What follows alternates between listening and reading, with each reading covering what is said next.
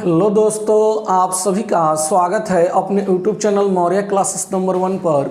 आज हम लोग पढ़ेंगे क्लास 10th का एक्सरसाइज 6 त्रिभुज ट्रायंगल, और इसका हम लोग टाइप 2 देखेंगे, टाइप 2 देखेंगे। पिछले वीडियो में हम लोग टाइप 1 को पूरा कर चुके हैं। और यहाँ प्रश्न है, प्रश्न संख्या 1। ये 6.4 जो प्रश्नावली है, प्रश्नावली 6.4 पे आधारित प्रश्न है। और यहाँ प्रश्न 1 में दिया हुआ है, दो समरूप त्रिभुजों ABC और PQR के क्षेत्रफल क्रमशः 25 cm² और 49 cm² है। यदि QR बराबर 9.8 cm तो BC का मान ज्ञात कीजिए। चलिए इसे हम लोग हल करते हैं। ये परमी 6.6 जो है थ्योरम 6.6 उसी पे आधारित है।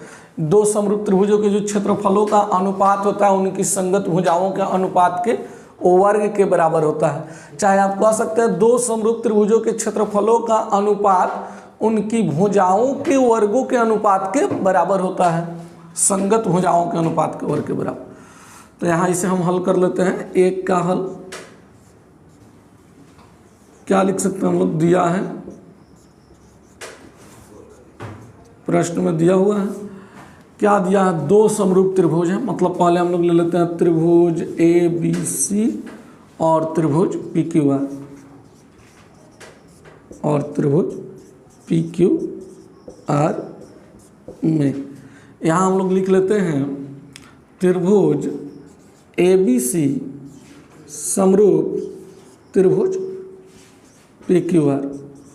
ऐसे कहीं लिखा हुआ रहता है तो इसे आप पढ़ेंगे समरूप। क्या पढ़ेंगे, समरूप। इसी समरूप को एक दूसरा नाम देते हैं हम लोग सदृश।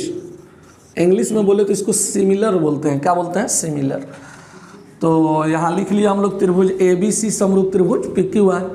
उसके बाद हम यहाँ देख रहे हैं कि ये दोनों का क्षेत्रफल भी दिया हुआ है। ABC का क्षेत्रफल दिया हुआ 25 cm², जबकि बाद में क्या लिखा गया है, PQR, और PQR का क्षेत्रफल दिया गया है 49 cm²। तो इसको हम ऐसे लिख लेते हैं, एरिया ऑफ AR शॉर्ट में प्रयोग करते हैं, एरिया ऑफ त्रिभुज ABC। इसका अर्थ हो गया त्रिभुज ABC का क्षेत्रफल बराबर 25 cm²। फिर लिख लेंगे हम लोग एरिया ऑफ त्रिभुज PQR बराबर 49 cm²।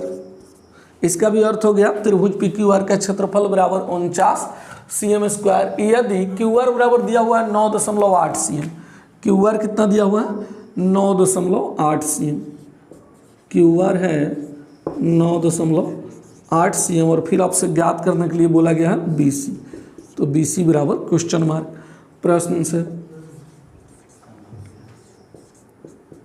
लिखेंगे, चूंकि त्रिभुज ABC समरूप त्रिभुज PQR।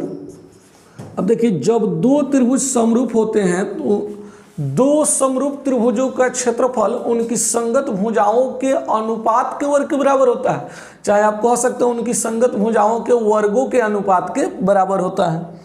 तो यहाँ हम लोग लिखेंगे, इसलिए अब ये दोनों के क्षेत्रफल का रेशियो एरिया ऑफ त्रिभुज ABC बटा एरिया ऑफ त्रिभुज PQR, त्रिभुज PQR। तो इसमें हमें कौन सा भुजा संगत लेना है, इसमें अगर लास्ट वाला दोनों BC लेते हैं तो इसका लास्ट वाला दोनों कौन लेंगे, QR। तो यहाँ BC बटा QR। ये दो समरूप त्रिभुज हैं, इनके क्षेत्रफल का जो अनुपात है इनके संगत भुजा का अनुपात के वर्ग के बराबर होगा। ये रूल होता है, पर मैं 6.6 कहता है। तो यहाँ अब हम लोग इसका वैल्यू रख लेते हैं। एरिया ऑफ त्रिभुज ABC, मतलब त्रिभुज ABC का क्षेत्रफल क्या है, 25 cm² है। और एरिया ऑफ त्रिभुज PQR का क्षेत्रफल क्या है, 49 cm²। और बराबर में है BC बटा, BC का मान क्या करना, आपको ज्ञात करना, BC क्वेश्चन मार्क है। और हम लोगों को QR दिया हुआ है 9.8, इसका ओवर। यदि अब स्क्वायर इधर से हटा दे तो इधर लेफ्ट साइड में उस स्क्वायर को लेंगे तो इसका क्या हो जाएगा, रूट हो जाएगा। अब बराबर BC बटा 9.8। अब 25 का जो वर्गमूल होगा स्क्वायर रूट 5, और 49 का वर्गमूल 7 हो जाएगा स्क्वायर रूट, बराबर हो जाएगा BC बटा 9.8। तो इसको आप काट सकते हैं, नीचे से नीचे कट जाता है। 9 में लगाएंगे भाग 7 से, 7 एकम 7, इसमें क्या है 2 बचेगा, 2 पर 8 28, 7 चौका 28, 1 के बाद डेसिमल हो जाएगा दशमलव। और ये कितने बार में कटा, 7 एकम 7। क्रॉस गुना करते हैं, BC गुना 1 BC, और ये हो जाएगा 14 25 70 और 1 के बाद पॉइंट, अर्थात BC का जो वैल्यू आ गया, इसलिए आप कह सकते हैं BC बराबर 7 cm। BC का वैल्यू क्या आ गया, 7 cm। आप इसके पहले अगर लिखना होगा आपको तो इस तरह एरो मार्क दे सकते हैं, अन्यथा कुछ नहीं देंगे। इस तरह एरो मार्क खींच सकते हैं क्योंकि बीच में बराबर है। तो ज्ञात हो गया, जो प्रश्न में दिया गया था, क्या दिया गया था, BC का वैल्यू ज्ञात करना था, BC का मान 7 cm आ गया। अब हम लोग फिर इसका सेकंड प्रश्न को हल कर लेते हैं, प्रश्न संख्या 2 का हल। देखिए प्रश्न 2 में दिया हुआ है त्रिभुज ABC समरूप त्रिभुज DEF और उनके क्षेत्रफल क्रमशः 64 cm² और 121 cm² है। यदि EF बराबर 15.4 cm तो BC का मान ज्ञात करें। ये प्रश्नावली 6.4 का प्रश्न संख्या 1 लिया गया है और उसी पे यह आधारित है, ये भी प्रश्न जो अभी सोल्व किया। तो इसे भी देख लेते हैं हम लोग। दिया है त्रिभुज ABC और त्रिभुज PQR में, यहाँ PQR नहीं है सॉरी, त्रिभुज DEF, त्रिभुज DEF, त्रिभुज ABC और त्रिभुज DEF में।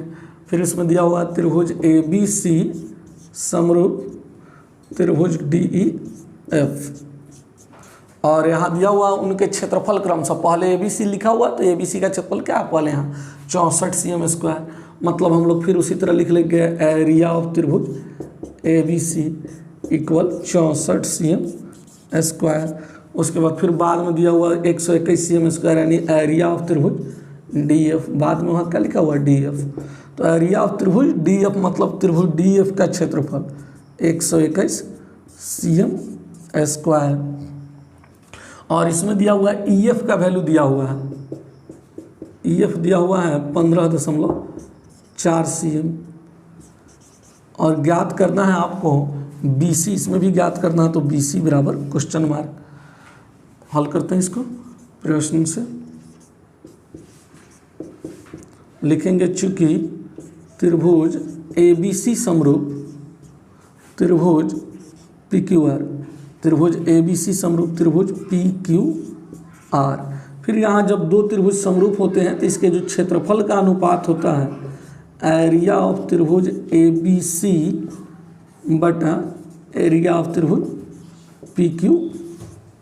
PQR। फिर गलती लिख रहे हैं आप, यहाँ DEF होगा, PQR नहीं होगा, प्रश्न में DEF दिया हुआ, DEF, यहाँ भी DEF होगा।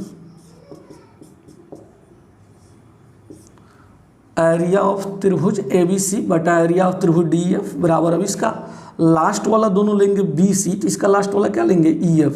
अब कुछ लोग सोच रहे होंगे कि BC क्यों लेंगे हम, तो यहाँ देख रहे हैं हमें BC का वैल्यू ज्ञात करना और EF दिया हुआ, तो यहाँ BC लेंगे तो BC के संगत कौन है इसमें EF, तो BC के बटा में हम लोग लिख लेते हैं EF को और इसका क्या कर लेंगे वर्ग। तो यहाँ वैल्यू रख लेते हैं हम लोग, इधर लिख देते हैं। तो BC एरिया ऑफ त्रिभुज ABC का वैल्यू क्या है 64 और एरिया ऑफ त्रिभुज DF का वैल्यू क्या है 121 और BC तो ज्ञात करना है, EF दिया हुआ है 15.4, इसका वर्ग। अब स्क्वायर हटाएंगे तो इधर क्या हो जाएगा रूट 64 बटा 121 और बराबर में यहाँ BC बटा 15.4।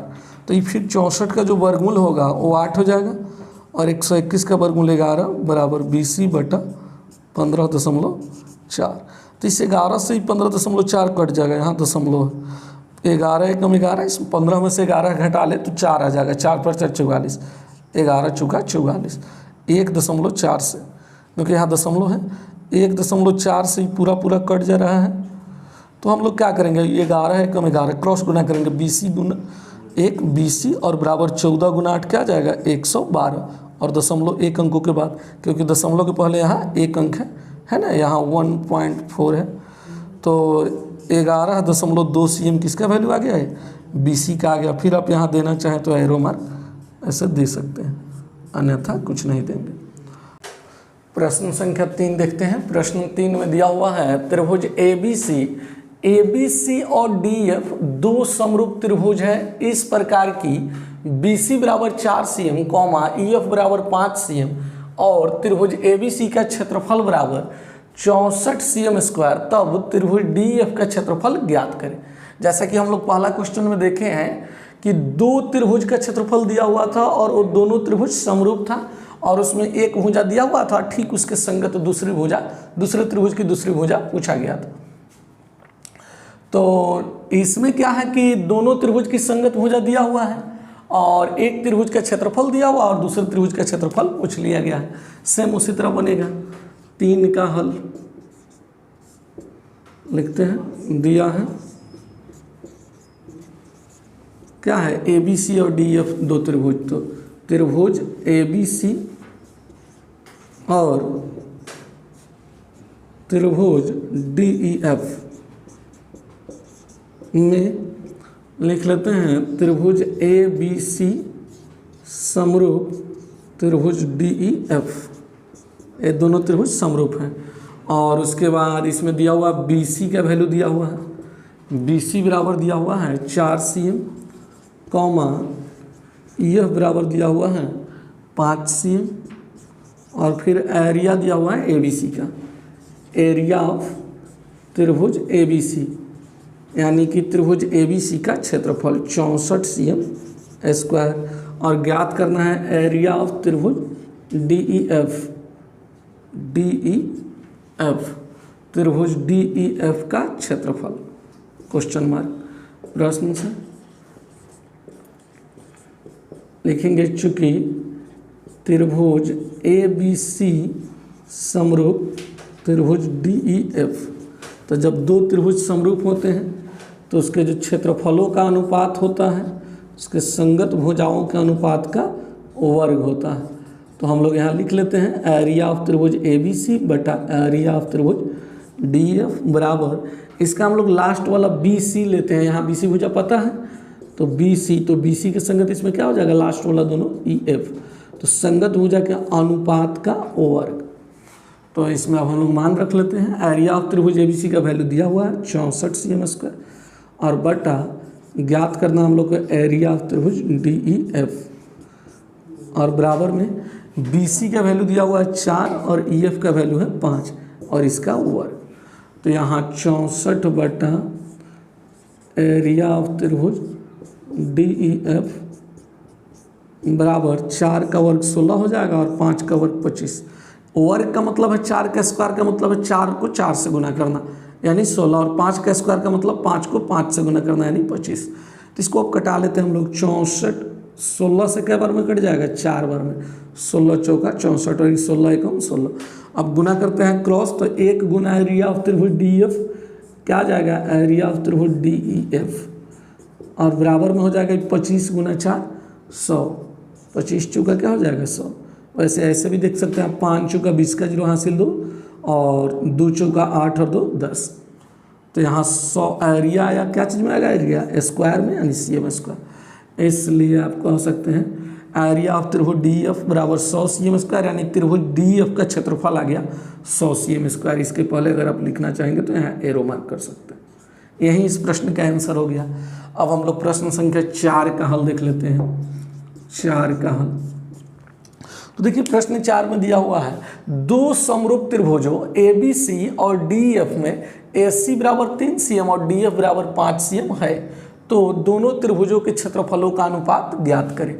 मतलब दो समरूप त्रिभुज दिया हुआ और उसमें दोनों के संगत भुजा दिया हुआ, संगत भुजा का मान दिया हुआ और दोनों का क्षेत्रफल पूछा गया है। दोनों त्रिभुज के क्षेत्रफलों का अनुपात पूछा, रेशियो पूछा गया है एरिया का।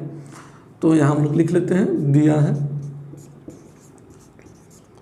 त्रिभुज ABC और त्रिभुज DEF में यहाँ लिख लेते हैं त्रिभुज ABC समरूप त्रिभुज DEF और इसके अतिरिक्त हम लोग ए सी बराबर लिख लेते हैं 3 cm और फिर डी एफ बराबर 5 cm। ए सी 3 cm है और डी एफ क्या है 5 cm। प्रश्न से हल करते हैं इसका। लिखेंगे चूंकि त्रिभुज ए बी सी समरूप त्रिभुज डी ई एफ, तो यहाँ हम लोग इसलिए अब ये दोनों त्रिभुज समरूप है तो इसके जो क्षेत्रफल का अनुपात होगा इसके संगत भुजाओं के अनुपात का वर्ग होगा, इसलिए हम लोग लिख लेंगे एरिया ऑफ त्रिभुज ए बी सी बटा एरिया ऑफ त्रिभुज डी ई एफ। और इसमें वैल्यू किसका दिया हुआ है, तो वैल्यू यहाँ दिया हुआ है ए सी, तो इसका फर्स्ट लास्ट ए सी लेंगे तो इसका भी फर्स्ट लास्ट डी एफ लेंगे, ए सी बटा डी एफ। दोनों त्रिभुज के संगत भुजा के अनुपात का वर्ग कर देंगे। तो यहाँ क्या मिल गया आपको, ए सी का वैल्यू दिया हुआ है 3 और डी एफ दिया हुआ है 5। तो ए सी का मान 3 और डी एफ का मान 5, 3 बटा 5 का वर्ग। तो 3 का स्क्वायर क्या हो जाएगा 9 और बटा 5 का स्क्वायर 25 हो जाएगा। स्क्वायर यानी 3 को 3 से गुना कर लेंगे तो 3 क्या 9 और 5 को 5 से गुना करेंगे तो 5 गुना 5 25। 9 बटा 25 अर्थात इसी को हम क्या लिख सकते हैं 9 अनुपात 25। बटा का ही मतलब होता है रेशियो यानी अनुपात। तो यहाँ दोनों त्रिभुज ए बी सी और डी एफ के क्षेत्रफलों का अनुपात क्या आ गया 9 अनुपात 25। यही इस प्रश्न का आंसर हो गया। तो यहाँ 4 प्रश्नों को सॉल्व कर दिया गया और आज का क्लास इतना ही पे समाप्त होता है। फिर मिलते हैं हमें नेक्स्ट वीडियो में, बने रहिए मेरे साथ। Best of luck, thank you.